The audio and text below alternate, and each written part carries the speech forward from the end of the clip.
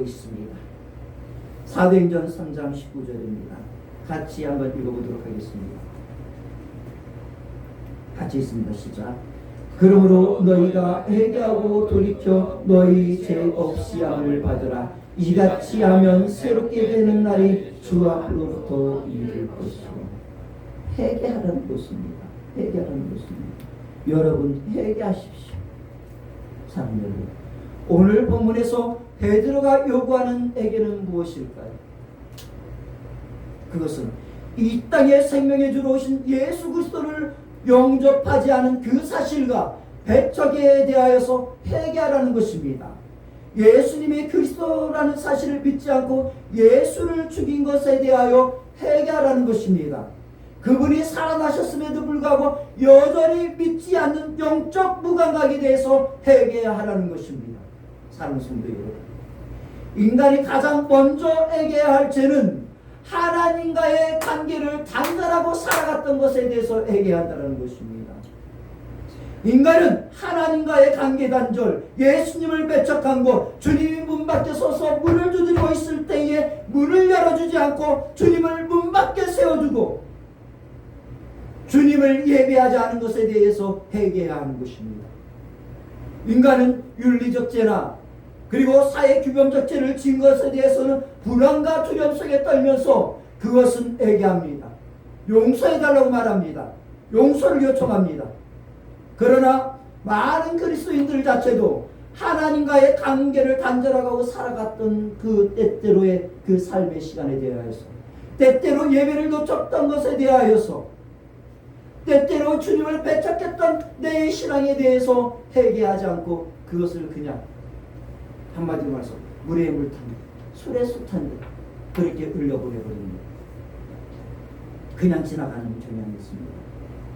사는 성도 여러분, 인간이 거룩하신 하나님 앞에서 가장 먼저 해결해야 할 문제는 도덕적 문제가 아닙니다. 윤리적 문제가 아닙니다. 사회 규범적 문제가 아닙니다. 영적인 문제, 하나님과의 관계 단절되어졌던 거, 예수님을 문 밖에 세워뒀던 거, 예수님을 철저하게 배척했던 거, 이것을 가장 먼저 해결해야만 하는 것입니다. 상성도 여러분, 영적인 죄사함 없이는 도덕적인 죄사함 결코 일어나지 않습니다. 이렇게 회개를 요청한 베드로는 이어서 회개하고 죄사함을 받으면 새롭게 되는 날이 주 앞에서 이를 것이라고 말을 하고 있습니다. 사람들, 우리가 회개하고 죄사함을 받으면 우리가 새롭게 되는 날이 주 앞에서 오게 되어집니다. 고린도서 5장 17절에서 이것을 너희가 그리스도 예수 안에 있으면 새로운 피조물이라, 이전 것은 지나갔으니 보라 새 것이 되었다고 말씀하고 있습니다. 우리는 본질상 진노의 자녀였으나 예수 그리스도 안에서 새로운 피조물이 되어졌고 하나님의 자녀가 되어졌던 것입니다. 이것이 새로움입니다. 그리고 또한 주님이 구름 타고 오실 그날에 우리의 몸은 호련히 변하여 예수 그리스도의 몸과 같은 영원한 영광의 형체로 변하여 올라가게 될 것입니다. 빌립보서 3장 20절에서 말씀하시기를 그러나 우리의 시민권은 하늘에 있는지라 거기로부터 구원하는 자 곧 주 예수 그리스도를 기다리노니 그는 만물을 자기에게 복종하게 하실 수 있는 자의 역사로 우리의 낮은 몸을 자기의 영광의 몸의 형체와 같이 변하게 하시라고 말씀하고 있습니다. 이렇게 너희가 새롭게 되리라는 말씀을 하시면서, 그리고 26절에서 베드로의 그 위대한 설교가 맞춰지고 있습니다. 여러분, 이 설교의 중심 메시지는 무엇입니까? 기적입니까? 축복입니까? 다시 일어난 것입니까? 그 일을 행하였던 베드로 그 자체입니까?